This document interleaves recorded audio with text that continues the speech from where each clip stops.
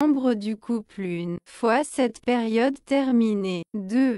Attribut du sentiment amoureux. L'amour est une émotion complexe, difficile à comprendre. Certaines personnes soutiennent qu'il est nécessaire d'éprouver des difficultés à aimer de manière authentique, ce qui peut les amener à tolérer des comportements inappropriés ou même malveillants de leur couple afin de maintenir la relation. L'amour n'a pas besoin de souffrance, de revendications, de conflits ou de défis significatifs. Contrairement au sentiment d'engouement, l'amour est plus calme. Ce sentimiento repose sur la capacité de comprendre et de partager les sentiments des autres, ainsi que sur la sécurité et la crédibilité mutuelle. Les couples ont la capacité de parvenir à un accord mutuel, de trouver des solutions aux désaccords et de comprendre la perspective de l'autre. Les couples n'ont pas besoin de démonstrations constantes d'affection et de loyauté. Ils se connaissent et ont confiance dans les sentiments de l'autre. Cela peut donner l'impression que la passion a diminué. Pero en réalité la confiance entre les époux s'est renforcée. Les attentes générées au début de la relation s'estompent avec le développement du sentiment amoureux. Les gens commencent à apprendre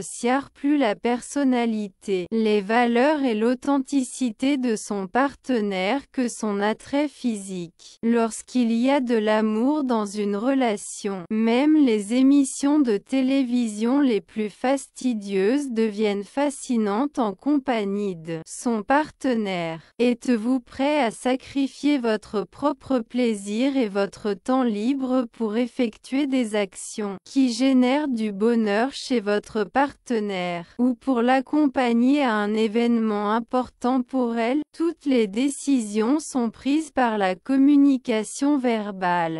Dans d'autres expressions, les couples parviennent à atteindre la maturité émotionnelle. Amour idéalisé. L'amour platonique peut être défini comme une relation où il n'y a pas de place pour le romantisme ou l'intimité physique. Il est possible d'établir des relations platoniques avec diverses personnes, qu'il s'agisse d'amitié, de membres de la famille ou de connaissances avec lesquels on n'a pas de relation étroite. Les relations platoniques encouragent la création de confiance dans un environnement confortable et sûr. Vous pouvez renforcer la relation par le biais d'intérêts ou d'expériences partagées. Par exemple, de cette façon, la relation pourrait se transformer en un engagement amoureux. L'amour platonique peut être défini parfois comme un sentiment d'amour idéalisé et inaccessible. Lorsqu'une personne ressent une attirance romantique pour une autre et que celle-ci n'est pas réciproque, ou si elle éprouve de la peur en exprimant ses sentiments. La relation se caractérise par le fait qu'elle est platonique. Cette situation peut également se produire avec les attractions passagères, en particulier envers les personnes qui sont perçues comme inaccessibles. La jalousie est généralement considérée comme une émotion utilisée pour évaluer le niveau d'affection qu'une personne a envers son partenaire. Ce sentiment survient lorsque nous nous rendons compte que la personne que nous aimons consacre son attention à quelqu'un d'autre, même s'il n'y a pas d'intention romantique dans ces interactions. La plupart des relations peuvent éprouver des sentiments de jalousie. Néanmoins, cela n'implique pas que seuls les couples amoureux éprouvent de la jalousie. Les couples avec un haut niveau de jalousie peuvent célébrer des comportements de contrôle excessif et un manque de rationalité. Ils essaient de garder leur partenaire à l'écart des amitiés, de la famille et des dangers potentiels. Cette relation manque complètement de santé émotionnelle. Une des facettes moins compris de l'amour et la liberté. La personne amoureuse permet à son partenaire d'être autonome, de prendre ses propres décisions et d'entrer en relation avec d'autres personnes. Il n'y a pas de situation de contrôle ou de jalousie excessive. S'agit-il d'amour ou de passion? Une fois que vous avez acquis des connaissances sur les particularités de l'amour et de l'engouement, vous pouvez réfléchir à votre relation et à vos aspirations futures. Par exemple, certaines personnes ont tendance à idéaliser la relation après quelques semaines ou quelques mois de cohabitation avec leur conjoint. Ils considèrent qu'ils sont le couple parfait et élaborent de nombreux plans concernant le mariage, la paternité, la maternité et la cohabitation. Parfois, cependant, votre partenaire a des désirs différents ou ne possède pas les caractéristiques de personnalité idéalisées. Une autre situation fréquente est lorsqu'une personne reste dans une relation abusive due à la croyance que l'amour peut tout et pardonne tout. Comme je l'ai mentionné précédemment, ils ne comprennent pas que pour donner de l'amour aux autres, il faut l'accorder à soi-même en premier lieu. Quand les gens choisissent de tolérer les agressions et les manipulations au nom de l'amour, l'amour de soi ne se démontre pas. Réfléchir à la question de savoir si les sentiments présents sont le produit de l'amour ou de l'engouement, tant dans les situations mentionnées que dans d'autres, implique analyser l'intelligence émotionnelle. En étant prêt à mener à bien cette action, vous évitez de consacrer des ressources à une relation qui n'a pas de perspective d'avenir, évitant ainsi de subir des dommages émotionnels et physiques. Il est essentiel de s'arrêter pour méditer sur tout ce qui se passe dans notre vie, mais de nombreuses situations finissent par passer inaperçues. La précipitation et le stress peuvent obstruer notre vision, tout comme nos propres attentes. Il convient donc de développer l'habitude de méditer sur nos désirs, d'évaluer notre vrai bonheur et de considérer les décisions que nous pouvons prendre dans des circonstances spécifiques. Dans ce qui concerne l'amour, la plupart des gens considèrent qu'il n'est pas nécessaire d'y réfléchir. Ce sentiment est approprié pour maintenir une relation.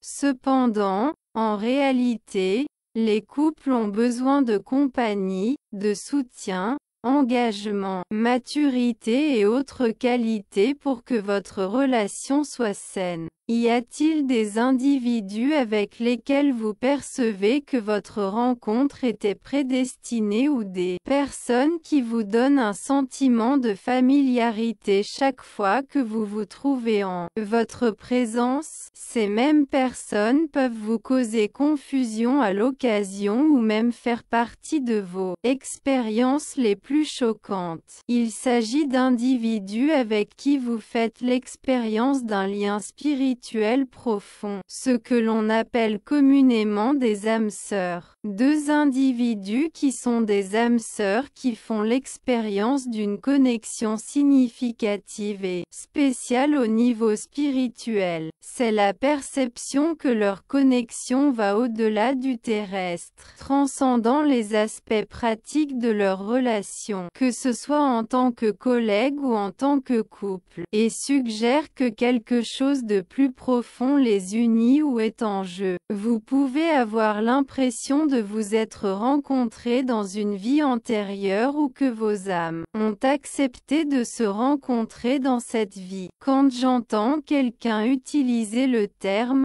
âme sœur, il semble souvent impliquer l'exclusivité, commente-t-il à MBG. Tess Whitehurst est une enseignante spirituelle et un auteur de livres à succès. Whitehurst soutient la croyance que chaque personne a de multiples âmes similaires, Et puisque nous appartenons tous à une humanité partagée ou à une conscience spirituelle, nous sommes vraiment tous connectés à un niveau spirituel. Quels sont les signes pour identifier votre âme sœur? Nous analyserons les différentes catégories Zorias, en considérant la possibilité de superposition. Une personne peut être son âme sœur de différentes manières. Veuillez me fournir un résumé du texte. Un couple idéal est lorsque deux individus en expérimentent un avec action profonde et significative au niveau spirituel. Il existe certains êtres avec lesquels vous avez convenu de vous joindre à cette existence, étant le type le plus fréquent de compagnons spirituels. Il est possible qu'ils aient convenu d'établir une amitié plus proche, à devenir une famille politique, à élever des enfants en commun ou à créer une entreprise ensemble. Un lien spirituel peut être établi avec une personne avec laquelle on a une relation étroite de longue date,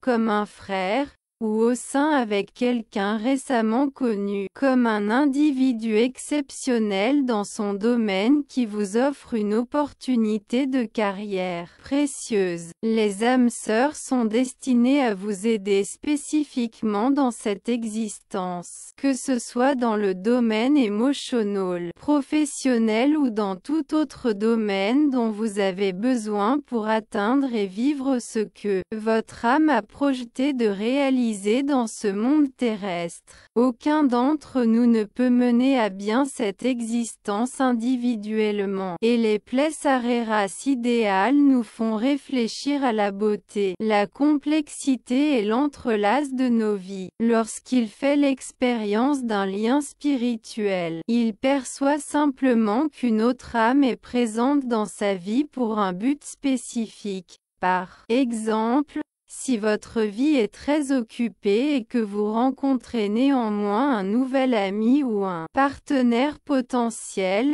le sentiment d'avoir un lien profond avec cette personne pourrait vous motiver à trouver du temps dans votre vie pour cultiver cette relation. Q peut être que vous n'êtes pas intéressé à avoir un animal de compagnie, mais en apprenant qu'un ami doit se détacher du vôtre en raison d'un déménagement inattendu à l'étranger, vous pourriez ressentir un lien particulier avec l'animal et considérer que l'accueillir chez vous est approprié pour vous deux. Les liens de l'âme peuvent être considérés comme des liens significatifs, similaires à la métaphore de la chanson de Bruce Springsteen. De nombreuses religions et courants philosophiques de l'Est font référence au concept d'existences antérieures. Je peux toujours identifier quand un client a coïncidé avec quelqu'un qu'il a rencontré dans une vie antérieure, en fonction de la façon dont il décrit la connexion. Si la relation se déroule comme une romance, vous pouvez exprimer « Il n'y a jamais eu d'expérience auparavant d'ado » ce genre de sentiment. Lorsque deux esprits ont partagé une existence antérieure d'importance, ou peut-être plusieurs, s'ils se retrouvent dans cette vie, ils peuvent expérimenter une attirance mutuelle inexplicable et une connexion sexuelle intense. Ce que les gens vivent, c'est l'énergie qui a été accumulée au cours de vies précédentes, partagée, ainsi qu'une reconnaissance de l'âme. Bien qu'il soit possible de faire l'expérience d'une reconnaissance profonde avec tout type d'alma affine,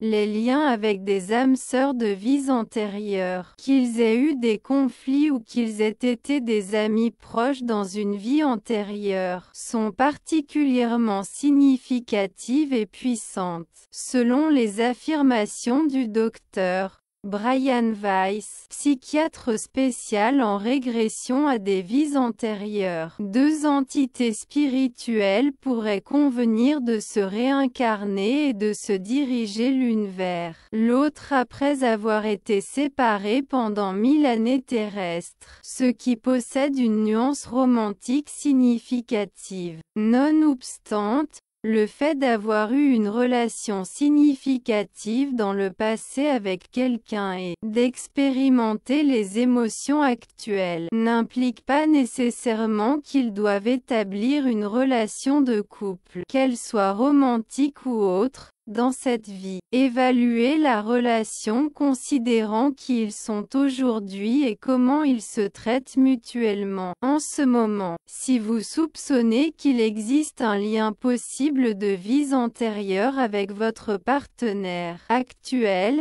je vous recommande d'essayer d'aborder la situation avec plus de profondeur. Même s'ils décident de se séparer, cela implique de les laisser partir avec affection, en leur souhaitant le meilleur mais en les gardant à l'écart de leur vie. Souvent, lorsque les gens se retrouvent dans cette existence, ils cherchent à guérir un aspect ou à l'améliorer à cette occasion. Les couples qui partagent un lien karmique fort sont parfois appelés couples karmiques intenses. Cependant, au lieu de concevoir le karma en termes de bonté ou de méchanceté, ou comme un mécanisme de récompense et de punition, je vous suggère que le voir simplement comme une force neutre de cause et de conséquence. Le plan terrestre est principalement une dimension où se manifestent des relations de cause à effet. Nous générons du karma avec d'autres personnes de manière constante. Il médit des interactions à la fois simples et transcendantales. Chaque fois que vous interagissez avec quelqu'un d'autre, vous générez de l'énergie qui peut influencer votre karma. Ce n'est pas quelque chose que nous devons craindre, mais quelque chose dont nous devons être conscients. Les relations karmiques peuvent se manifester dans nos vies comme des éléments qui favorisent le changement, facilitant les possibilités d'améliorer notre karma, c'est-à-dire notre comportement dans la vie et dans le monde, avec des interactions positives, négatives ou neutres. Cela nous permet de grandir et d'évoluer. Gardez à l'esprit que l'esprit aspire à de nouvelles expériences, à un nouveau développement et à de nouveaux progrès. Après avoir fait de nombreuses lectures intuitives à des clients de diverses parties du monde, il y a les affirmations que je peux faire en toute sécurité. Comme vous le mentionneriez, Oprah. L'une des situations courantes est que lorsque nous commençons une relation amoureuse significative ou que nous tombons amoureux, nous sommes susceptibles d'être étroitement liés à cette personne. Ce qui est non seulement faisable, mais inévitable, c'est qu'on nous donne l'occasion de guérir, d'acquérir des connaissances et de nous développer grâce à la relation. Même dans les relations les plus heureuses ou les plus saines, les couples romantiques peuvent involontairement toucher vos zones les plus sensibles ou le défier d'une manière qui vous met mal à l'aise. Lorsque deux individus commencent une relation amoureuse, ils s'engagent également à partager une expérience commune. J'ai eu de nombreux CL qui ont trouvé leur partenaire idéal et ont exprimé « J'ai l'impression d'avoir attendu toute ma existence pour rencontrer cette personne. La patience est toujours récompensée. Trouvez des moyens de trouver de la joie dans la vie. Efforcez-vous de croire qu'une relation amoureuse satisfaisante est réalisable pour vous et cherchez de l'aide pour guérir les blessures émotionnelles du passé. Ce terme largement reconnu fait référence à une connexion spirituelle profonde, et il y a qui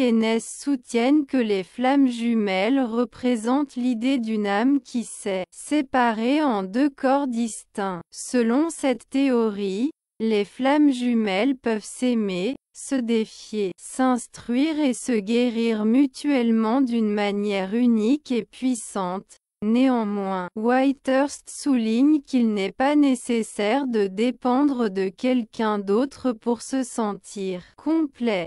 N'oubliez pas que le fait d'essayer de classer les personnes dans une catégorie spécifique de votre vie, y compris la catégorie spirituelle, peut avoir des conséquences négatives. Bien qu'il y ait ceux qui considèrent que la flamme jumelle représente l'expérience romantique la plus importante, il est important de garder à l'esprit que chaque lien que vous établissez avec une autre personne, qu'elle soit romantique ou non, peut contribuer à sa croissance spirituelle. Veuillez fournir plus de contexte ou d'informations afin que je puisse vous aider de manière appropriée. Âme sœur compagne, également connu sous le nom d'amis de l'âme sœur. Tous les couples d'âmes ne sont pas destinés à être romantiques. Leurs âmes sœurs compagnes, également appelés amis de l'âme sœur, peuvent avoir une pertinence similaire dans leur vie. Si vous considérez la vie terrestre comme un trajet temporaire pour l'âme, comme le font certains individus spirituels, souhaitera avoir des compagnons de voyage intéressants et solidaires, tout comme les personnages d'une histoire épique ou d'une légende trouvent des compagnons le long de leur chemin. C'est considérer ces personnes comme des compagnons spirituels, des individus qui semblent prédestinés à se croiser sur leur chemin afin que les deux puissent se donner de l'amour et du soutien mutuel lorsque cela est nécessaire pour continuer à avancer dans leur traversée terrestre.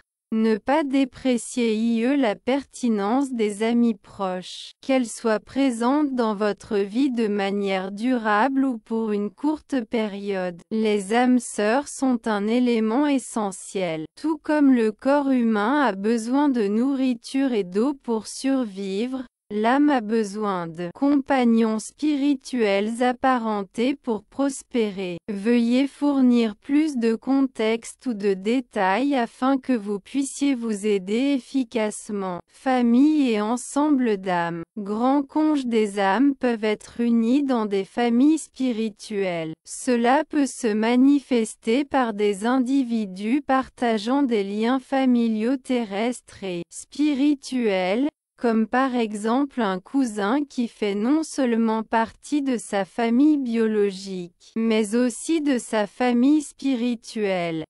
Elle peut également faire référence à des personnes qui collaborent à la réalisation d'objectifs partagés, comme des militants mondiaux qui se battent pour une cause commune ou des chercheurs spirituels qui travaillent à la diffusion de l'amour et de la conscience dans le monde. Parfois, un espion ritu se réincarne dans le but d'aider à la guérison d'un aspect de la généalogie, comme un modèle de dépendance, de maltraitance ou de maladie. Les personnes ayant des intérêts et des valeurs similaires ne sont pas toujours des partenaires parfaits, même si dans certains cas, ils peuvent le devenir. Les personnes partageant les mêmes idées sont des individus qui vous comprennent vraiment. Une âme sœur peut être une personne qui partage les mêmes croyances spirituelles ou qui est d'accord avec vous sur les questions culturelles. Point de pouvoir compléter les phrases de l'autre. Une âme sœur peut être une personne qui a vécu des expériences de vie similaires à la sienne. Par exemple,